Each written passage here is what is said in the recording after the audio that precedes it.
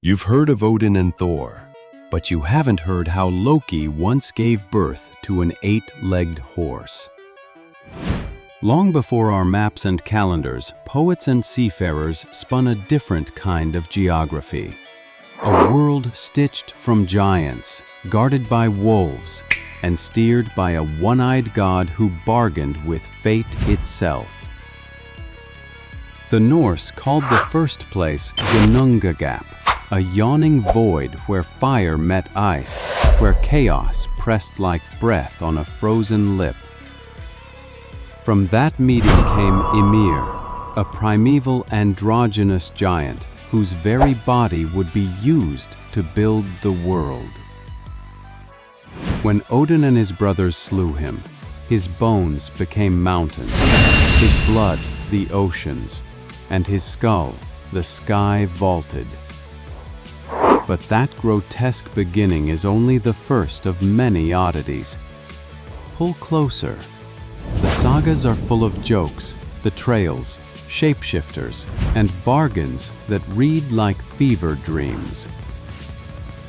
Let's descend into the weirdest corners of Norse myth. In the beginning, there were only extremes: heat and cold, flame and frost. And out of their meeting was born Ymir, swollen, slow, and bizarre, both male and female in one. A creature that fed from the cow Audhumla, and in turn gave rise to more giants. Eventually, Odin and his brothers rose up and killed Ymir. What followed was not burial, but craftsmanship on an unimaginable scale. They lifted his flesh and shaped it. His bones became the mountains that pierced the horizon. His teeth and fragments of bone became rocks and cliffs. His blood turned into rivers and seas, and his huge skull was hoisted above to hold the heavens. Imagine the world as a monstrous sculptor's leftover. And then imagine all the myths and superstitions that arise when your people believe the soil beneath them used to be a living thing. This is not a gentle origin story. It's visceral, raw, and, for the ancient Norse, deeply logical. A way to make sense of the landscape's violence and generosity in human terms. Loki, the shape-shifting mischief maker, loved trouble the way a moth loves flame. One night he crept into the bedchamber of Sif, wife of the thunder god Thor, and, for reasons half spiteful and half bored, he cut off all of her flowing golden hair. When Sif woke to find her head shorn like harvest grain, Thor's fury burned like a summer storm. To fix what he'd broken, and to avoid Thor's wrath, Loki journeyed to the cavernous workshops of the dwarves. There, master smiths wove hair out of living gold. Not a wig, but a magical restoration that grew when set upon Sif's head. The dwarves, in their skill, also forged other famous treasures, including the hammer Mjölnir, and Loki's careless wagers nearly cost him his head. When the smiths demanded their pound of flesh for Loki's hazard, he argued semantics. Take my head, but not my neck. The dwarves obeyed the letter of his words, and so, in compensation, they bound his lips. Now picture Thor, hulking, red-bearded, the very embodiment of brute force, waking to find his hammer gone. The giant Thrymr had stolen Mjölnir and, in an odd twist, demanded Freya's hand, the goddess of love, as price. The gods were outraged, but trumpets and threats wouldn't help. So Loki cooked up a plan that reads like farce. Dress Thor in a bride's finery, trick the giant into returning the hammer as dowry, then let thunder do the rest. Thor, draped in silks, fake eyelashes, and a veil, strove to keep his temper. At the wedding feast, when Thrymr laid Mjölnir on the bride's lap to bless the union, Thor snapped the disguise, seized his hammer, and the hall became a lightning storm. One of the strangest chapters begins as a wager over a fortress. A giant offers to build a wall around Asgard in a single winter for a terrifying price: Freya, the sun, and the moon. The gods agree to impossible terms, thinking they'll prevail. As the deadline approaches, it's clear the builder will finish, unless Loki intervenes. To foil the giant's work, Loki transforms, not into a hawk nor a wolf, but into a shining mare. He seduces the builder's stallion, lures it away from the job, and so the wall is left unfinished. Weeks later, Loki returns to Asgard, but now he's a mother. He gives birth to Sleipnir, an 8-legged stallion of impossible speed, who becomes Odin's mount. Loki here is both trickster and broodmare, father and mother, a reminder that Norse myth rarely cares about tidy categories. Sometimes the gods travel not to win glory, but to be taught humility.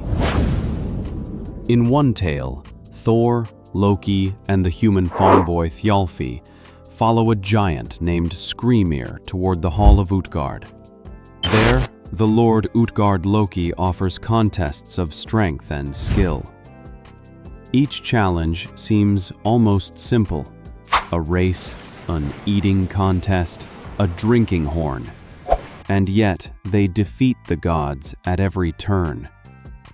Thor barely tips a drinking horn. Loki is outclassed in an eating trial. Thjalfi cannot outrun his opponent.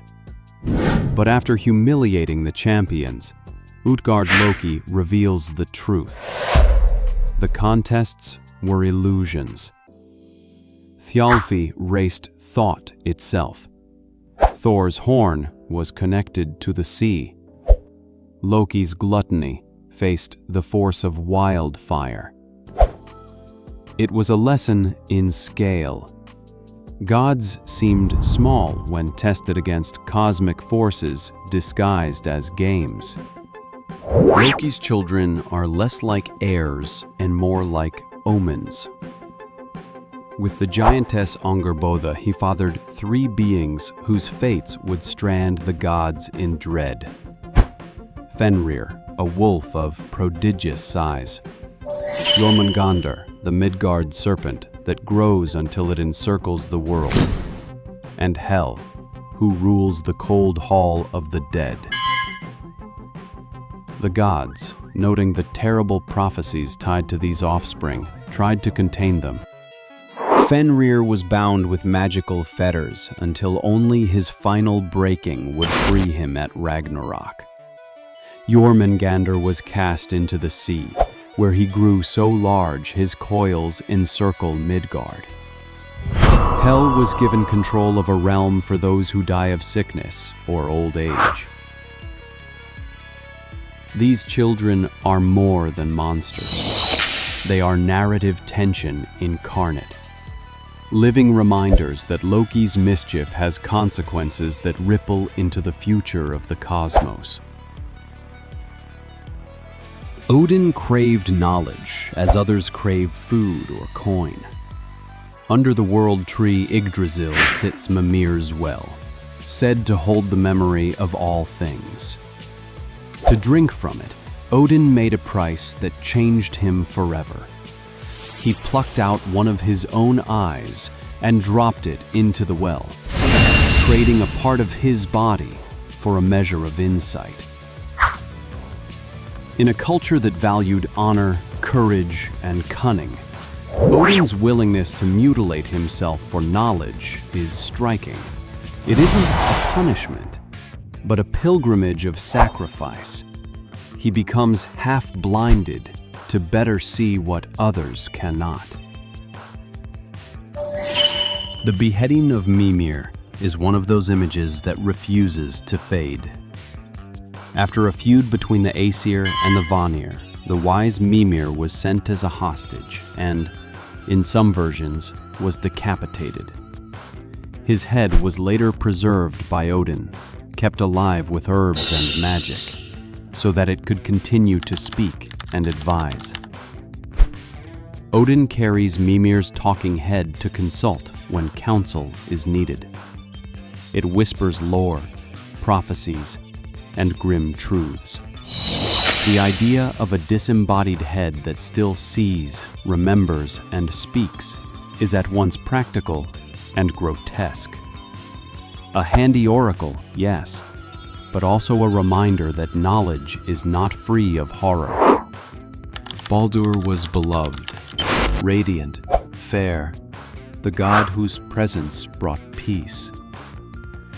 His mother Frigg got oaths from everything in existence that they would not harm him. All, except for one. Frigg overlooked the tiny mistletoe. Loki, ever the instigator, discovered this omission. In a terrible trick, he guided the blind god Huther's hand and gave him a sprig of mistletoe to hurl at Baldur in a harmless game. The sprig pierced the god, and Baldur fell, dead. This death was not merely a personal tragedy. It became the clearest harbinger of Ragnarok, the end time. A slender plant, the smallest of branches, had felled the brightest of gods. For Baldur's death, the gods demanded retribution. They captured Loki, who had slipped away as a salmon but was found and bound. In punishment, they used the entrails of Loki's son to bind him and hung a serpent above his head. From that creature dripped venom, searing his skin. His wife Sigyn held a bowl to catch the poison, but when she emptied it, venom would fall and Loki's writhing would cause earthquakes. The image is a savage, cyclical one. Loki, once the trickster who caused mischief for sport, is now the nation's hinge, bound until Ragnarok. His pain, a small, constant price that keeps the world from tipping. We began with a world born from a giant's corpse, and ended with gods bound by the consequences of their own designs. These tales, grotesque and comic, are not random curiosities. They are ways to understand a harsh world, to name the things that frighten people, and to laugh at the absurdity of fate.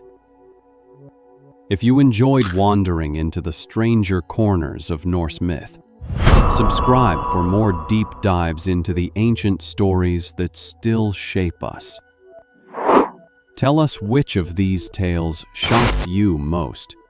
Was it Sleipnir's birth, Baldur's fall, or Loki's stitched lips? Thanks for listening. Until next time, may your voyages be safe and your stories stranger than you expect.